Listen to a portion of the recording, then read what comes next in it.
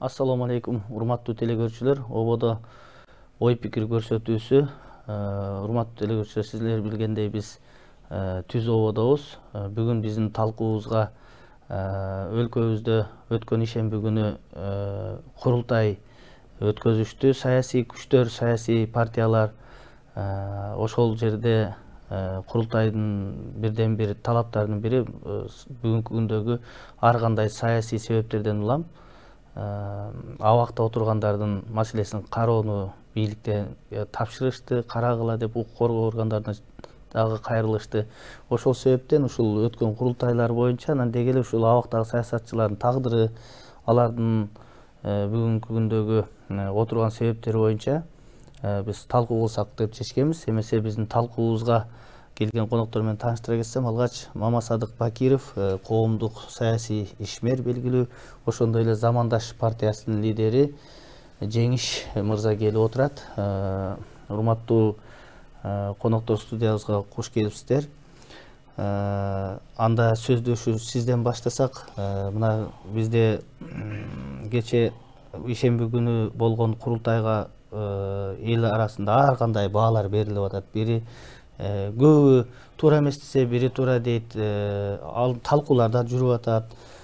Сиз дагы ушул буга чейин облус башкарган губернатор, республикалык деңгээлде жергиликтүү өзүн өзү башкаруу уюмун башкардыңыз, чоң мекемени эл менен түз иштеген адам катары. Сиздин пикириңиз дагы жөнүндүү.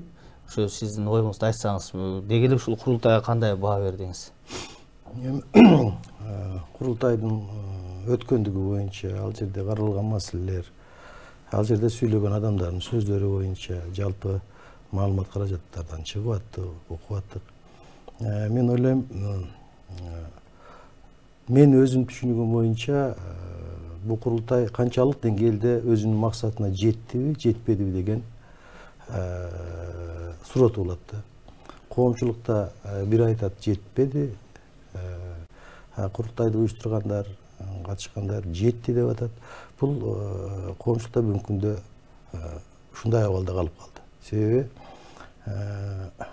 курултай өткөрүп, анан кийин жарым жылда дагы өткөрөбүз, анан ошо коюлган талаптарды боюнча сурайбыз дегендери, бул курултайдын өзүнө туура келип калат. Себеби кыска мөөнөттүн ичинде и өкмөт, и президент, и парламент жана ал жерде берилген баалар боюнча курултайда, менин түшүнүгүм боюнча, курултайда бир жалпы мамлекетке керектүү болгон же бир жалпы региондун бир маселеси каралып атканда, ошондой маселе курултайга курулуп туруп, курултайдын чечими анан баягы сунушталса, ошол чечим сөзсүз түрдө же өкмөт, же парламент өздөрүнүн мыйзамдуу укугу негизинде ишке кабыл алат, же болбосо өздөрүнүн баягы саясий көз карашын билдириш керек да. Анан эми ошол жерде баа берүүдө жогорку кеңештин ишин канааттандыралык деп баа бергендиги, мурдагы президенттин ишин канааттандыралык деген баа бергендиги, бүгүнкү президенттин иши канааттандырылуу дегенди, бул өзүнчө бир баа бергенге туура эмес болуп калды деп ойлоп атам да. Себеби бир топ 600 адам чогулуп деп айтышты, бирок курултайдын жоосу барбы? Анан канчалык деңгээлде бүгүнкү күндө региондордун өкүлдөрү келди? Кандай регламент негизинде ал делегаттар шайланды? Анан баа берүү менен бирге өткөн бийлик менен бүгүнкү бийликтин ортосунда болгон тирешүүгө дагы бир чоңураак ажыроону же от тамызгандай деп сезилдим да. Себеби биз мындай ажыратуу менен, мындай кайрылуулар менен же чечимдер менен биз эртеңки күнү мамлекетти алдыга жылдырууда, мамлекетте чечиле турган, чечилбей жаткан далай маселелер турбайбы? Мына ошолорго жол көрсөтүү, ошого сунуш берүү, сунуш эле берүү менен бирге ошону кандай чечүү жолдорун сунуштаса, мен ойлойм, ошонун чечим кабыл алган адамга президент болобу, парламент болобу, өкмөт болобу, ошолорго да кыйла жеңил болмок, ошонун ишин тандап алат. А бул жерде реформа боюнча, ошол эле абакта жаткандар боюнча, анан кийин өткөн мурдагы президентке, кийинки президентке баа берүүлөрдү мен ойлойм убакыт баа берет, мезгил баа берип атат. Кыргызда жакшы сөз бар го, кыңгыр иш 40 жылда билинет деп. Канчалык деңгээлде убагында кетирген кемчиликтери, туура эмес кылган иштери, канчалык деңгээлде мыйзамсыз жасаган иштери боюнча убагында кутулуп кеткен адамдар бүгүнкү күнү жооп бергенге туура келип атат. Мен ойлойм ушул жагынан маселе бардай. Жеңиш мырза, ошол курултайга чакырылган саясий партиялардын тизмесинде дагы Замандаш партиясынын лидери Жеңиш Молдокматов чакырылды, катышат деп жүргөн да. Бирок негедир биз сизди ошол курултайдан көрө албадык да. Эмне себептен барбай калдыңыз? Анан деги эле ушул курултай тууралуу сиздин пикириңиз кандай? Негизи мен тереңирээк карагым келип атат да. Курултай эзелте ата мурастан келаткан чоң жыйын деп которулат эмеспи? Ошо куруу баягы биригүү деген бир чоң бир ынтымактын негизги багытын алып жүргөн кеңешме да. Анан курултайды эгерде илгерки биздин аталарыбыз өткөргөнгө бир баш ийкеп карап көрсөк, ошо уурлардын бийлери келген, ошол жакта отуруп анан уурунун эң чоң маселелерин ортого коюп, анан олуттуу деген ошо жалпы элге, жерге тийиштүү маселе талкууланган да. Бул курултайга сиз айткандай Замандаш партиясы уюштуруу комитетинде болчу. Анан аяктан баш тартканда себеби бар. Анан эми ушул курултайдын уюштуруучуларынын өзүлөрүнө да айтканбыз. Биз байкоочу статус макам менен болгон өкүлдөрүбүз жөнөткөнбүз, катышып көрүп келишти. Бирок мен өзүм барган жокмун. Мен биринчиден сыртта да болуп калдым, экинчиден бул курултайдын күн тартибинде маселелер көргөндө мен катышкым келген жок. Эмнеге? Анткени мен жана жогоруда белгилегендей, курултайдын маселеси баа берүү эмес. Курултайдын маселеси азыркы мамлекеттеги кырдаалдарды, конкреттүү маселелерди талкуулай турган болсок биз катышмакпыз. Доклад менен чыкмакпыз, ошол жерден айтмакпыз. Анан маселен мына агам туура айтып атат. Өткөн бийлик менен азыркы бийликтин ортосунда кандайдыр бир тирешти күчөтүү, ушундай нерселерден алыс болуш керек да.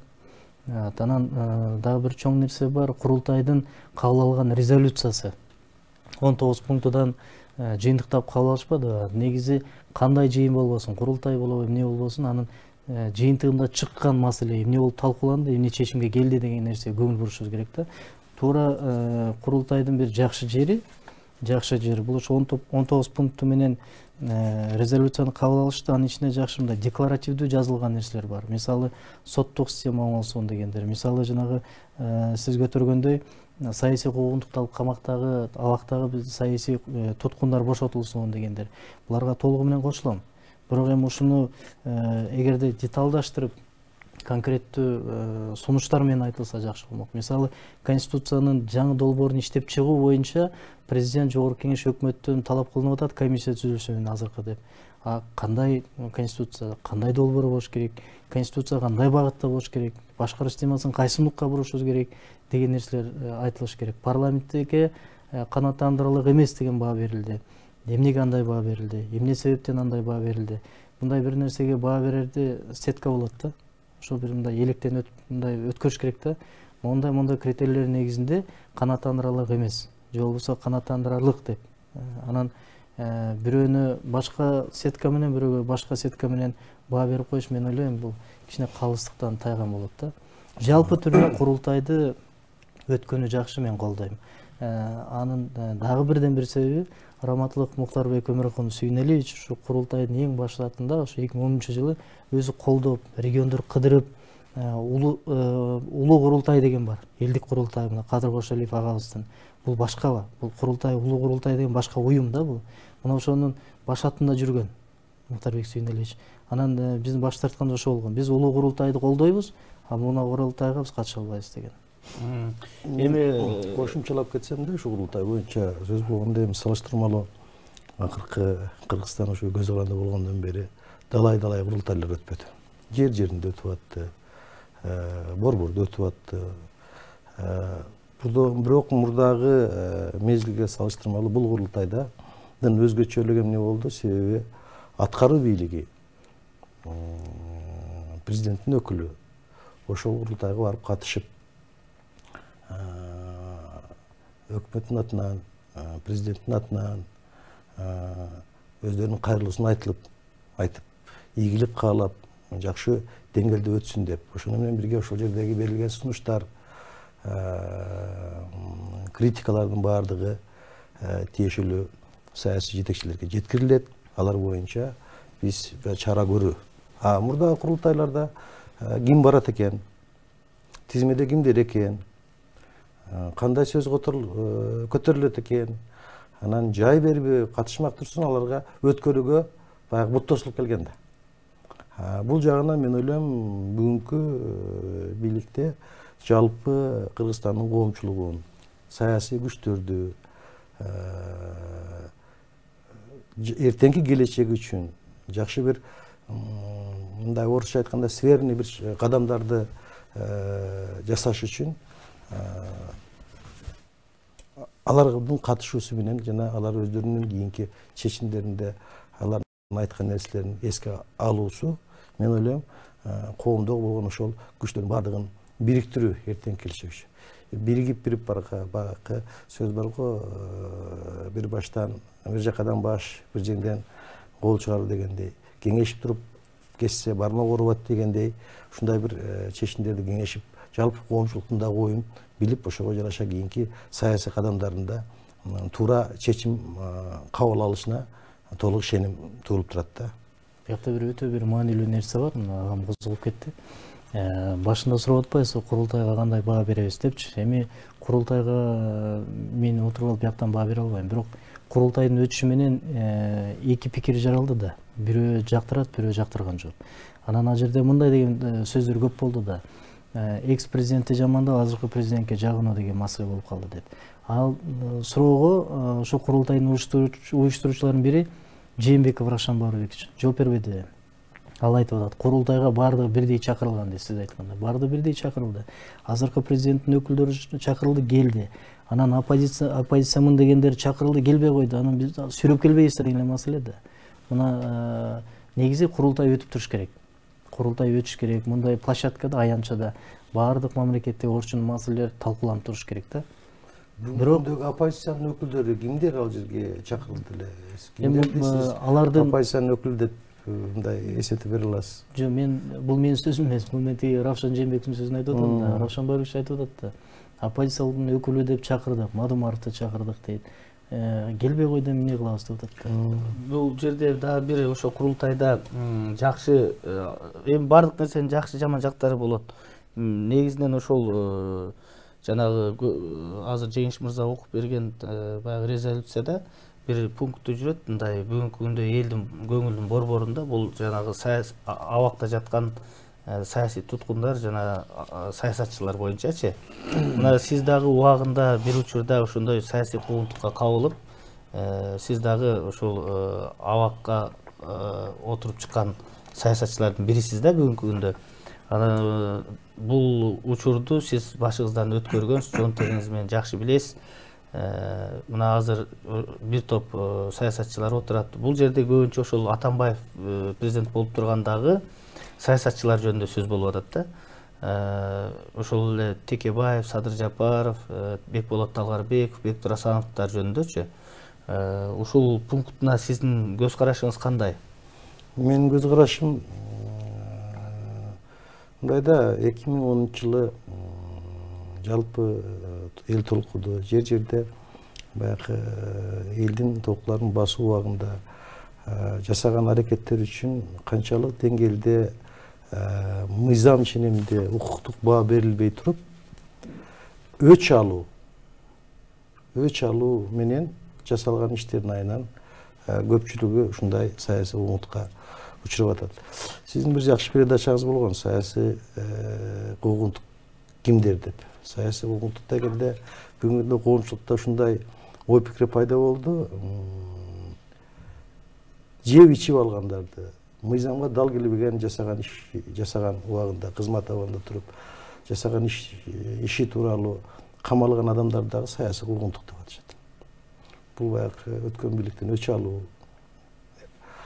Бирок ошол бийликтеги турган адамдарга туура эмес жасап аткан иштерин такай бетке айтып, мына адамдар туура эмес, ушуну оңдош керек деп айтылган маселелерди негиз кылып алып камалган адамдарды мен саясий куугунтук деп атам. Туура 2010 жылы көп мыйзамдын тегерегинде баягы соттун чечимдери, андан кийинки убакыттарда такыр объективдүү каралбай, катуу көзөмөлдүн негизинде соттор туура эмес чечимдерди кабыл алышкан. Мен ошондойго дал келип, бирок соттун бардык инстанциясында акталып чыкканмын да. Эми бүгүнкү күндөгү саясий куугунтуктар деп айтканда, бүгүнкү күндө ушу саясий адамдардын жатышаларынын саны аябай көбөйүп кетти.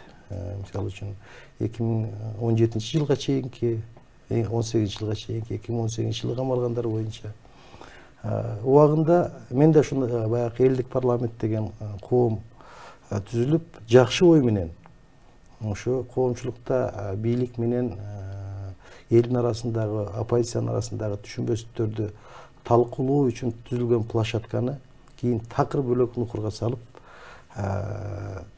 айтылган сөз үчүн алар жооп бере бериш керек да.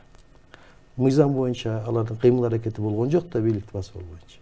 Мисалы үчүн народный парламент, ага чейинки Бектур Асанов деп айтайлы, Кубанычбек Кадыров, Талгарбеков, Марат Султанов ошол жерде отурушат. Алардын бардыгы буларды саясий куугунтук дейт. Айткан сөз үчүн, өзүнүн көз карашын жалпы журтка айткан үчүн иш козгогондого, жана анын аягына чыгарып, Верховный судка апарып камап койгондо отурат. Садыр Жапаров деп айтайлы. Эмне ал келип кумторду көтөрдү, чыркырап чындыкты бетке айткан үчүн үй бүлөсүн балдарынан бери токмоктоп, бирок ага эч ким бүгүнкү күндө баа берилбей атат да. Ошол убакта абак алынган Каптагаев 2013 жылы руководитель аппарат болуп турганда өзү түздөн түз соттун следственный чечимдерине аралашкан адам. Мына мен билем ошол убактагы куугунтук көргөн адам катары.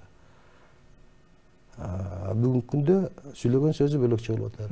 Убагында Садыр Жапаровду деп туруп кийин отказ кылып жазып атышат.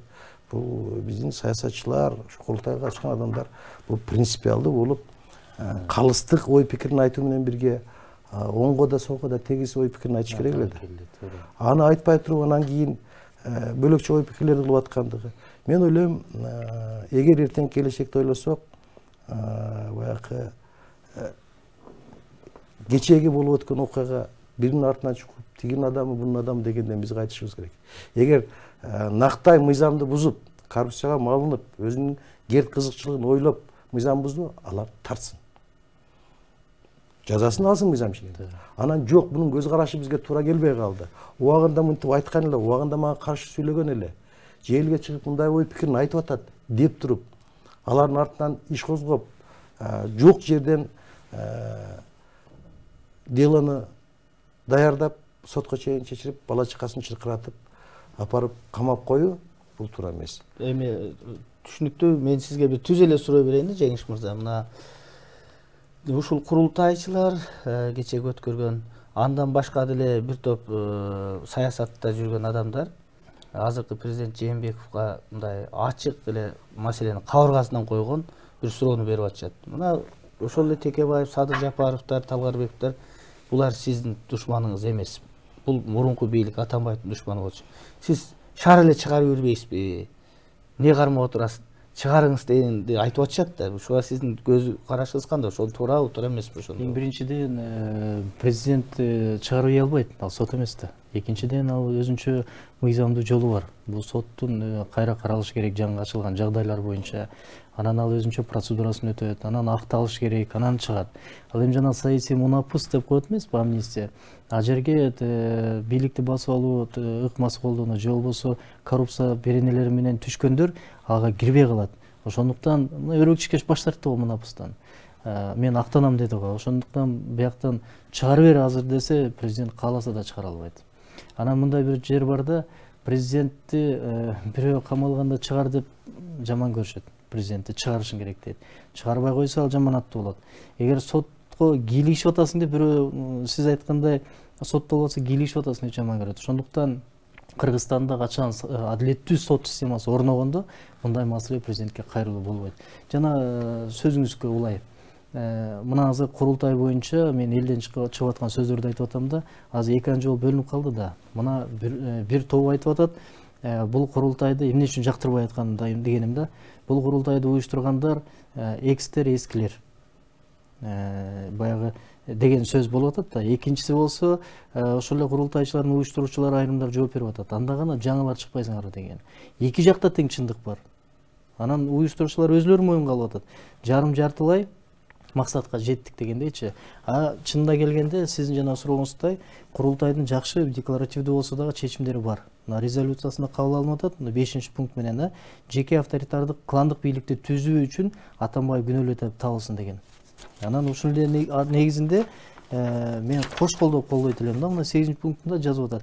Атамбаевдин учурундагы тышкы карыздарды алуу жана аларды кайтарып берүү шарттары, бюджетти колдоо жана башка боюнча парламентке угуп өтүш керек деп. Анан агам сөзүнө улай, чынында биз саясий куугунтук дегенде биз аябай тыкыр карап, анан талдабашыбыз керек. Мисалы, Өрөкчүкеш саясий куугунтук болгон. Чынында муну башынан эле айтып келатабыз да. Мен көп жолу интервью бердим да. Өрөкчүкеш Текебаевди башка мамлекеттин жаранын болгондо да мошенник аз камалбадыбы? Сөзү менен жазып койгон арызын негизинде алып барып камап салышты. Бул эмне деген шылдың? Жапаров Садыр Нуркожоевич кумторду көтөргөндөн башка эч нерсе кылган жок да. Бийликти басып алган жери жок, коркуткан жок, колуна автомат кармаган жери жок да. Чынында кумтөр боюнча бир топ комиссия иштеп чыккан. Ушул Садыр Жапаровдун комиссиясынын чечими абдан так жазылган да. Бийлик корккон, Атамбаевдин бийлиги ошон үчүн камап койгон. Жана башка эми 2018-жылы камалган абактагы жана чоңдор, эки премьер, эки шаардын мэрлери отурат, экс-премьерлер. Бул тест боюнча. Маселе мына курултайдын могу чечимин кош колдоп колдойм да, Атамбаевдин алган карыздары боюнча. Бул эми Алмаз Шеничтин командасы 6 жылдын ичинде эбегейсиз чоң көлөмдө акча алыптыр да. Кытайдын эле Экзимбанктан 1 миллиард 700 миллион доллар алган экен. Бүгүн тышкы карызыбыз 4,5 миллиард болсо, ошонун карызыбыз 4,5 миллиард, ошонун тышкы карызыбыз 3 миллиард 800 миллион экен. Ошондо мына отурган ар бирибизге бөлгөндө төрөлүп аткан баладагы карызды бөлгөндө 1,5 миң доллардан карыз экенбиз. Кытайдын өзүнө 600 доллар экен. Элестетиңиз. Анан ушуну жеп алгандар, кымырып алгандар эмне үчүн жооп бербеш керек? Эмне үчүн биз аларды саясий куугунтук деп коргошубуз керек? Алар соттун өкүмү чыга элек, акталып чыкса чыгат. Болбосо алар жооп бериш керек. Ал эми жанагындай болгон саясий чынында бийликке оппонент болуп, оппозицияда туруп, сындап, пикирин билгизип аткандарды куугунтуктап сиз айтканда камап салгандарды чыгарыш керек. Бирок мунун өзүнүн процедурасы бар. Эми бул жерде дагы бир сөз болуп калды. Бул курултайда эле эмес, президент Жээнбеков мурдагы өкмөт башчылары менен мурдагы спикерлерди кабыл алганда дагы көтөрүлгөн маселелердин бири ушул конституциялык реформа кылыш керек, конституцияны оңдошубуз керек деген сөз дагы башталды да. Биз Кыргызстан албетте тез конституцияны өзгөрткөн жагынан алдыга кетип калдык эле. Эми ушул конституцияны өзгөртүшкө негизги себеп эмнеде болуш керек? Башкаруу системасында же болбосо бийлик бутактарынын тең салмактуулугу жоголгонундабы, зарылдыгы эмнеде болушу мүмкүн? Мен ойлойм, конституцияны өзгөртүү үчүн биз жалпы коомчулук, саясий күчтөр башкаруу системасын биринчи жактап алышыбыз керек. Биз кайсы жол менен кетебиз? Бизге кайсы система туура экен? Парламенттик башкаруу, президенттик башкаруу же президенттик парламенттик башкаруу? Мына бүгүнкү күндө ар кыл ой пикир болуп атат. Ушу маселени курултайда карап, ушул маселени бизге жалпы кыргыз элине ушу башкаруунун бир түрү керек экен. Ошого ыктап конституциянын жобосун жазгыла десе, мен түшүнөт элем. Ошон үчүн мен бүгүнкү күндө мына башкаруу, тиги башкаруу жакшы деп айткандан алысмын.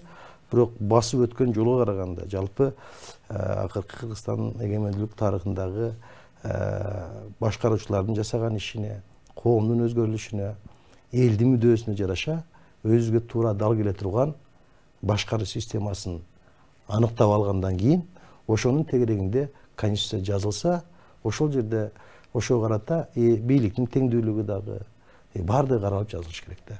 Себеби азыркы бүгүнкү күнү парламентский деп атабыз. Министрлерибиздин бардыгы парламентте жүрөт.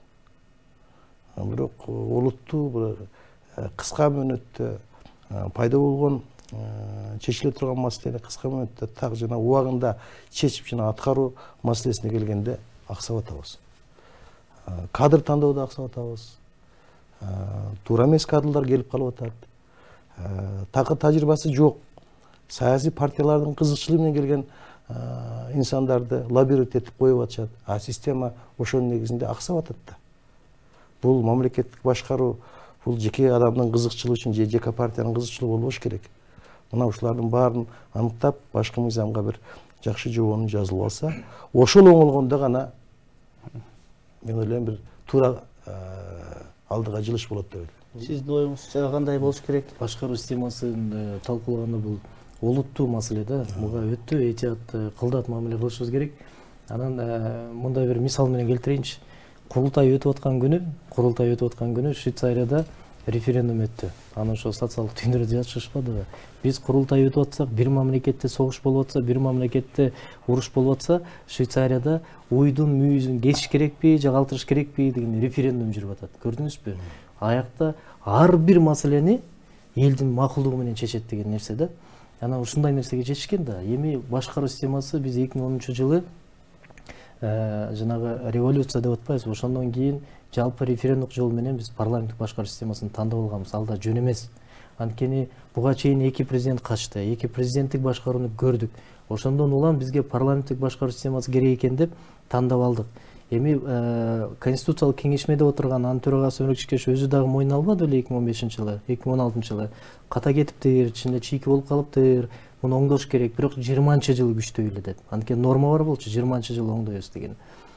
Болбой 16-жылы өзгөртүп киргизишти, баланс кылабыз деп. Бирок эч кандай баланс болгон жок. Бүгүн биз парламенттик эмес, президенттик парламенттик башкарууда жашайбыз. Бирок маселен элдин мүдөөсү, элдин үмүтү менен ошо конституцияны кабыл алгандан кийин парламенттик башкаруу болсун дегенден кийин ошо парламенттик башкарууну өнүктүрүшүбүз керек. Анын бирден бир себеби дүйнөдө 230тан ашык мамлекет болсо, анын 55-и өнүккөн мамлекеттер. Ошо 55 мамлекетте парламенттик башкаруу системасы орногон. Эми кыргыз тарыхында коомдук башкаруу, ушундай парламенттик курултай негизинде башкарылып келген. Демек мен ойлойм парламенттик башкаруудан баштай болуш керек. Конституцияда парламенттин күчөтүү боюнча нормалар кирсе колдош керек. Эми рахмат, бизге бөлүнгөн убакыт соңуна чыгып калды. Мен өзүмдүн дагы жеке оюмду айтып кое турган болсом, албетте бизге эч кандай аралаш формасы туура келбейт экен да. Бул жөн эле сөз экен. Же биз бир беткей президенттик, же бир беткей парламенттик болот. Бир жагы таза болуш керек экен да. Элдин деле башы айланып калды. Мисалы үчүн бүгүнкү күндө парламенттик дегенмен сиз туура айтасыз. Эч кандай парламенттик башкаруу жок да бүгүнкү күндө. Жок. Ошон үчүн кандай гана башкаруу формасы болбосун, бирок бир беткей болуш керек экен да. Эми урматтуу коноктор, сиздерге чоң рахмат. Биздин талкуу соңуна чыкты. Кайрадан көрүшкөнчө сак саламатта калыңыздар.